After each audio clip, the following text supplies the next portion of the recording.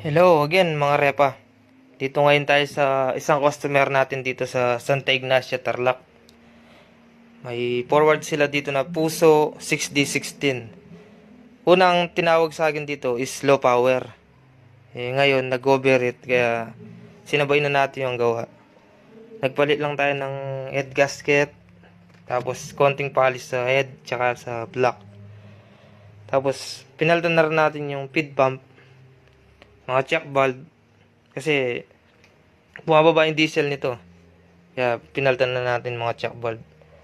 Tapos nag-adjust na rin ako ng konti sa ejection pump niya. Yun lang. Maraming salamat mga repa. God bless.